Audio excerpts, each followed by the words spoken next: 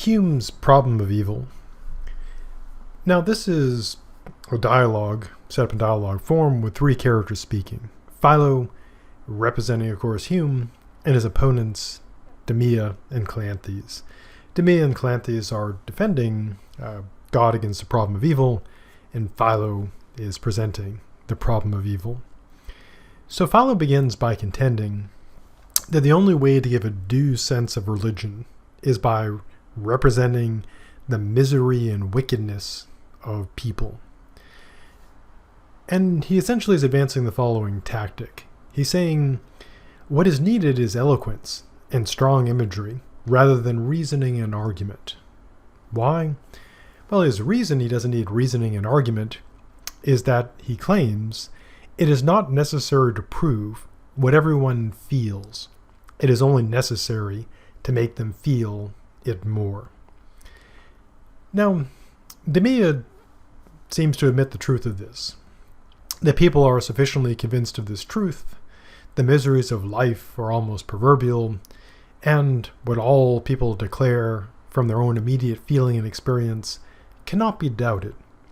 So the assumption is taken by Hume that everyone already agrees that, evil is a thing, life is bad, and all you have to do is sort of show people that maybe will feel its real badness. And essentially also advances, secondly, the empirical argument that everyone knows this is true, so it cannot be doubted. So Philo claims that the learned agree with the vulgar. Now, Hume's use of the term vulgar is not talking about people who swear, but he means, the masses, essentially, kind of a derogatory term. The poets, of course, who speak from sentiment and, on Hume's view, have more authority, abound in images of this nature, misery and suffering. And Demea admits that, writers, except particular writers of particular sciences, present complaints and confessions of human misery.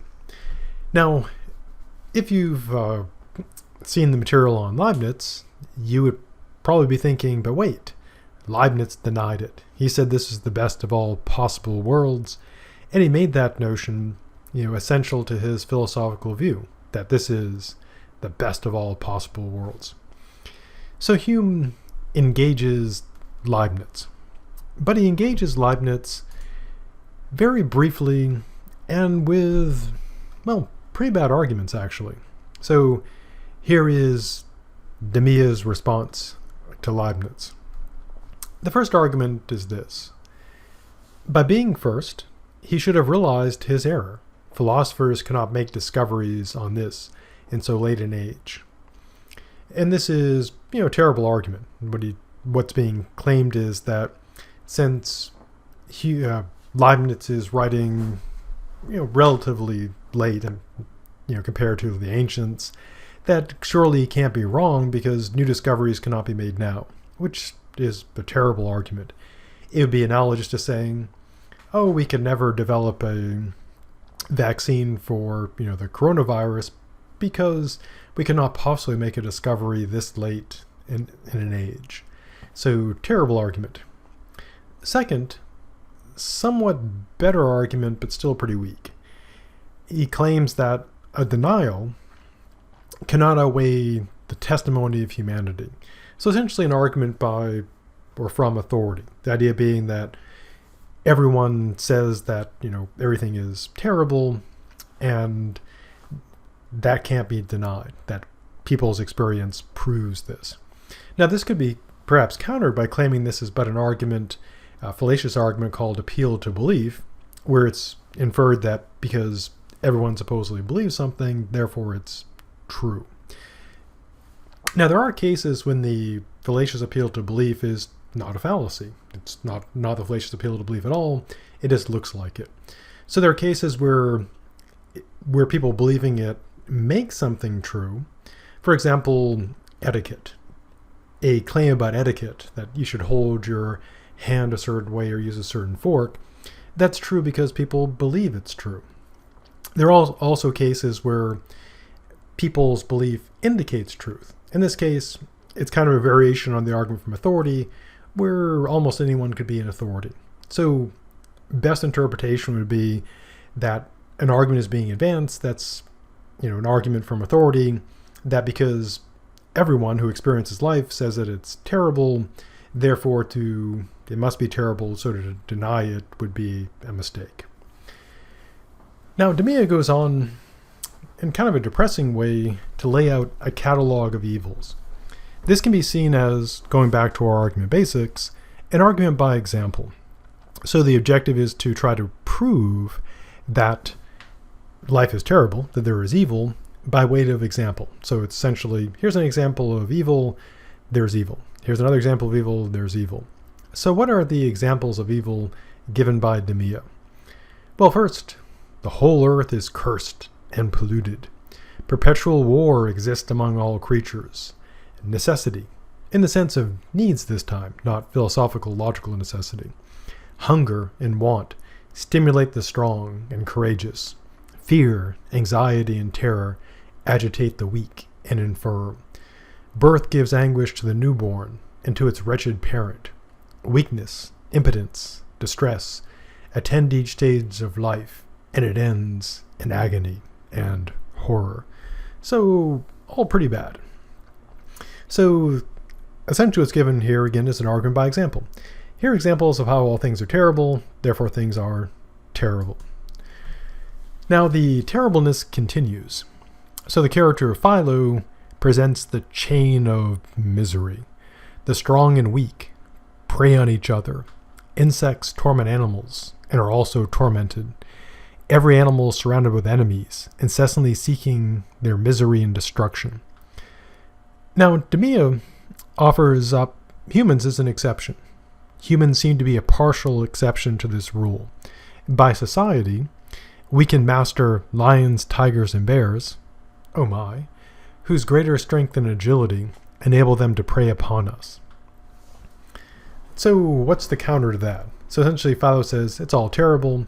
Demea says, well, we seem to have made ourselves an exception. We're the predators rather than the prey. And so Philo jumps in and says, no, things are really terrible. How so? Well, what he claims is that it is true.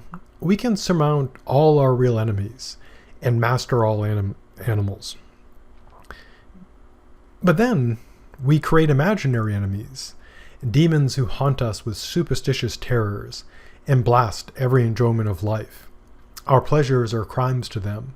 Our food and repose offend them. Our dreams furnish new materials for fear.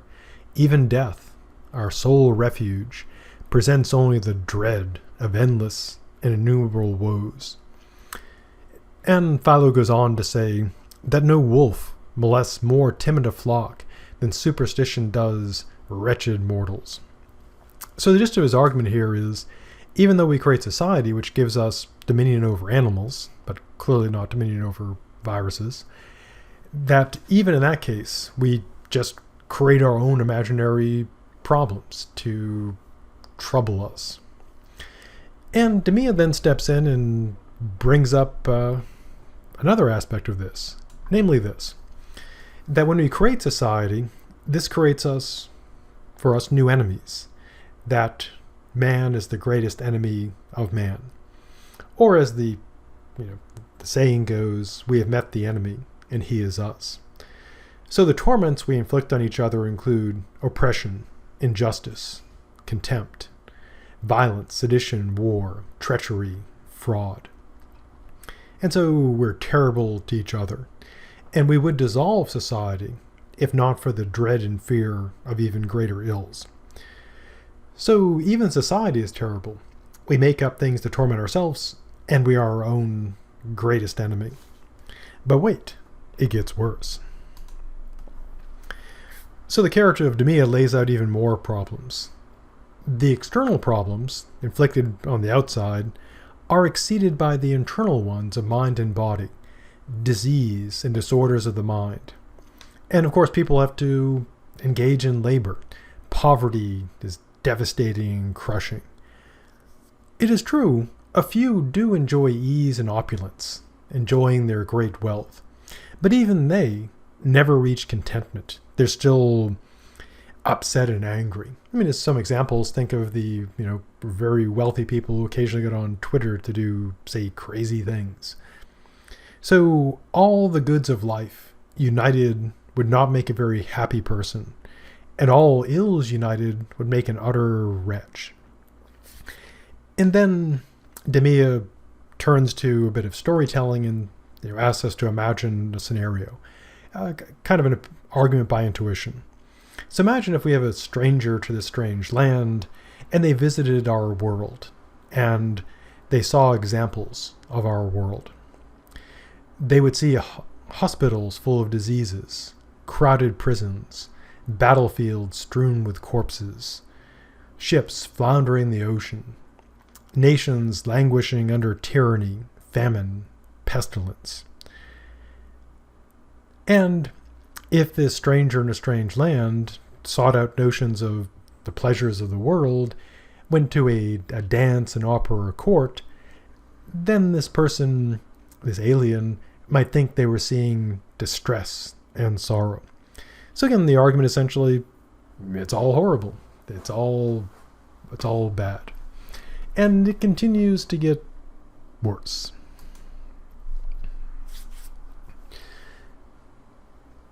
Now, it could be objected that we do have no reason to complain, because our complaints are from a discontented disposition.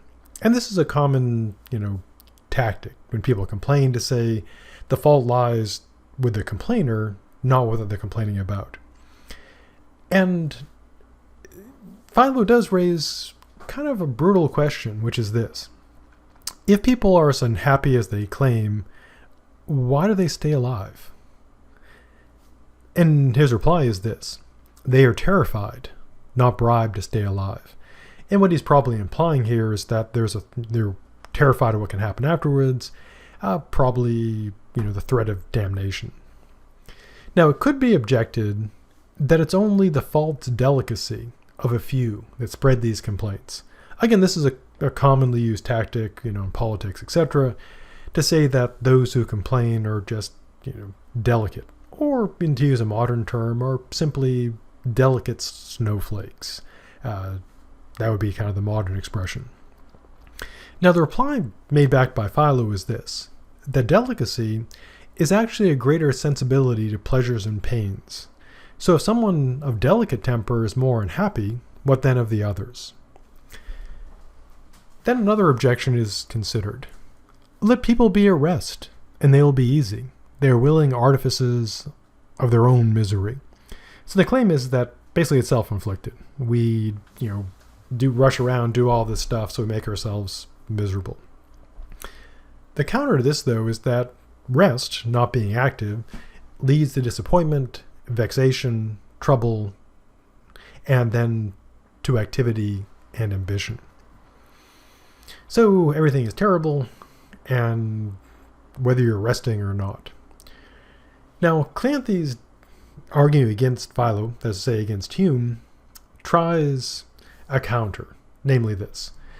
Cleanthes says, oh yes, I see some of these problems in others, but not me, and these are not as common as they are suggested to be.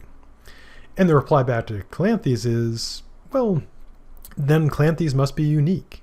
Even the most prosperous have complained greatly. So all of this part 1 can be boiled down to an argument by example. Everything is terrible. Here are lots of examples.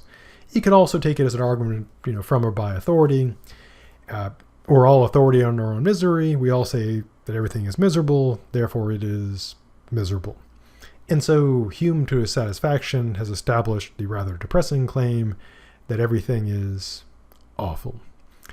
And so next we'll turn to his actual problem of evil.